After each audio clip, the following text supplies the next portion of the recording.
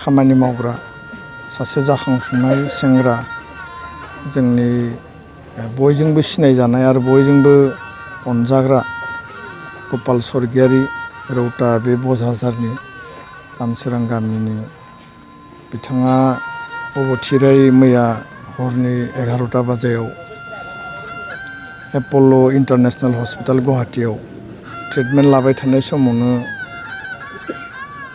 जिउ नागारो आरो बिथांनि न'खराव दिनै बिथांखौ जोबथा बिदाय होनाय मोनसे हाबाफारि आरो बे हाबाफारियाव जों बयबो बाहागो लादों। न'खरनि जि दुखुनि जि सम बे दुखुनि समाव न'खरजों जों बाहागो लाफादों। गपाल स्वर्गियारि बिथांनि जि सोरगोआरि जिउमा इसोरनि खाथियाव जाहाथे आलो गोजोनै थानो हायो बिनि थाखाय आनान गसाइनियाव आर'ज गाबदों। दुखुनांथाव बाथ्राया बेसो जे बिथाङा जोबोद मेंनाय आरो बानाय गैयाजासे गासैबो खामानिखौ मावोमोन। दामनाय देनायनिफ्राय लानानै मोसानाय मुसुरनायनिफ्राय लानानै बायदिसिना मुसुखा बानायनाय बड'फानि मुसुखा बानायनाय आरो थांनाय 2018 मायथाइयाव नर्थ धेकियाजुलि बाटासिफोराव जि एबसुनि गल्डेन जुबिलिनि जोबथा हाबाफारि जादोंमोन बेयाव बान राजानि मुसुखाखौ बिथाङा बानायदोंमोन। हारिखौ गोसो इसिंजों मोजां मोनग्रा अराय हारिनि थाखाय सानग्रा समाज आरो ओनसोलनि थाखाय माबा मोनसे मावनो थाखाय बिथाङा अरायबो गोसो गुदुङै आवगायबोग्रा सासे सुबुंमोन। बिथांनि जिखिनि ट्रिटमेन्ट बे ट्रिटमेन्टनि समाव तेजपुरनि टाइम्स हस्पिटालानो जा एप'ल' इन्टारनेशनेल हस्पिटालानो जा ट्रिटमेन्ट लानायनिफ्राय मैयासिम जोंनिफ्राय खौरां लाबाय थानाय जादों। आं गावबो बिथांनि फंबाय तिलक स्वर्गियारिजों मैया बेलासियाव बेनि ट्रिटमेन्टनि कन्डिसना मा अबस्थायाव दङ आरो बेसेबां इमप्रुभमेन्ट जादों बे बाथ्राफोरखौ सावरायबाय थानाय जादों आरो गासैबो रिपर्टखौ लानानै बिथांनि ट्रिटमेन्टआ एसे गोलाव जागोन बेखौ जोङो मोनसे एसेसमेन्ट खालामदों आरो डाक्टाराबो बुंदों, खिन्थु अबथिरायै जे रुंसारि जागोन बेखौ रावबो फोथायनानै लानो हायाखै। आरो मैया जि मोनसे थासारि बेयो अबथिरायै जिउ गोमादोंब्लाबो जोङो एक्सिडेन्टेल होननानैसो बुंनो सानो। बेयाव जिखिनि बेखौ ट्रिटमेन्ट खालामनायनि मोनसे लास्ट मुहुर्त माखासे बेयाव जर जुलुमै बाय'प्सि खालामनायनिफ्राय लानानै आरो फारसेथिं डायलिसिस खालामनायनिफ्राय लानानै गोबां बिथाङा माने अस्थिर अबस्थायाव जोबथा हांखौ नागारो। दा बेखौ लानानै जोङो खोब सिनसियार जानांगोन आरो जोंनि बेबायदि आगोमा बेक्तिफोरा जाहाथे हारिनिफ्राय गोमालाङा अबथिरायै। बिथाङा गोबां आसा आरो मिजिं दंबावोमोन हारि आरो समाजनि हाबा मावबावनो। बे आद्रा सिमांफोरखौ जोङो ज'है बयबो हारिमु आफादानो जा एबसुआनो जा जोङो बयबो लोगो नांनानै जाफुंसार होनांगोन आरो लोगोसेयैनो बिथांनि जिखिनि हाबा मावनाय बेखौ जोङो जुगामि खालामनानै गालांनायनि थाखाय जोङो उननि समाव सावरायनानै हाबाफारि लानांगोन होननानै आङो बुङो। आरो दिनै बे दुखुनि समाव गोबां खोथा बुंनो खुगायाव राव फैयाखै। दुखुनि थासारिखौ जोङो बयबो न'खरजों लोगोसे बानस'फाबाय। आं बेखिनिखौनो फोरमायबाय। गोजोन्थों।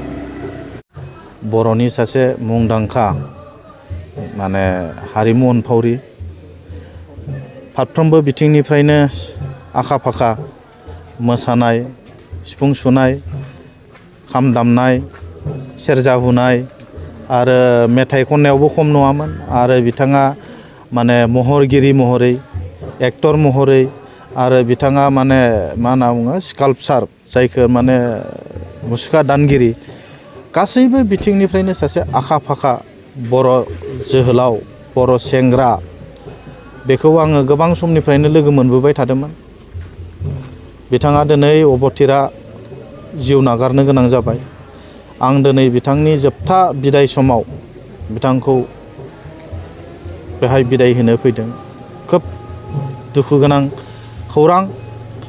बेबायदि मुल्यबान सासे सुबुं धोन सुबुं सम्पद बेक्ति जोंनि गेजेराव दिनै जों खोमानानै लानो गोनां जाबाय। बे खहाखौ जों सुफुंख' हायै खहा होननानै बुंनांगोन। हारिनि गेजेराव माहारिनि गेजेराव बे सुख' हायै खहा। आङो बिटिआर सरकारनि जानानै न'खरनि दुखुनि समाव दुखु फोरमायबाय आरो बिथांनि सोरगोआरि जिउआ जाहाथे सोरगोआव थांनानै आलो गोजोनै जायगा मोनो, आं बेखौनो दिनै आफा इसोरनिसिम आर'ज गाबबाय। नैबे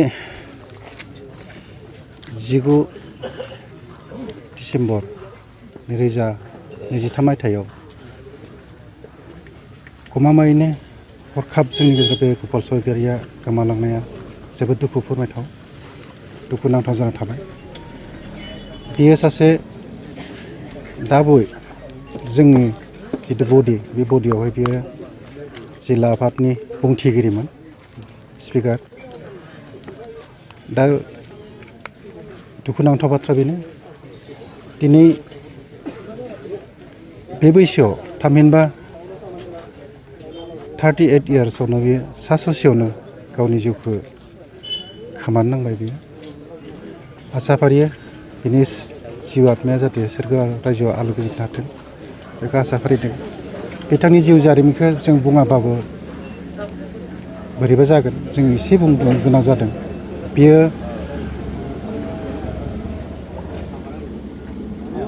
गुवाहाटीआव आर्टआव फरायदोंमोन, हयथ' बेयो 2012सोआव जागौमोनदां। आरो बे समनिफ्रायनो बिथाङा बेयाव न'आव फैफिननानै फरायनायखौ दोनथ'नानै न'आव फैफिननानै आंदोंनो दामनाय देनायखौ सोलोंदोंमोन। मोजाङैनो सोलोंबाय, मोजां सासे सोलोंसा होनना बुंनांगोन दिनै। दा फैयै फैयै बे सोलोंनानै अनेक जायगायाव बे फोरोंबायबो, रोंबायबो, अनेक जायगायाव मिथिजाबायबो।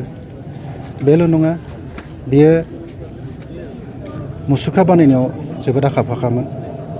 बयबो मिथिगौ, बिथाङा अनेक रोखोमनि मुसुखा बानायनानै अनेक जायगायावनो मुंदांखा जाबोबाय। आरो बेयो बै मोसानाय मुसुरनायखौ, दामनाय देनायखौ एकल फोरोंदों बेल' नङा, बेयो बानायनोबो फोरोंनाय जादोंमोन।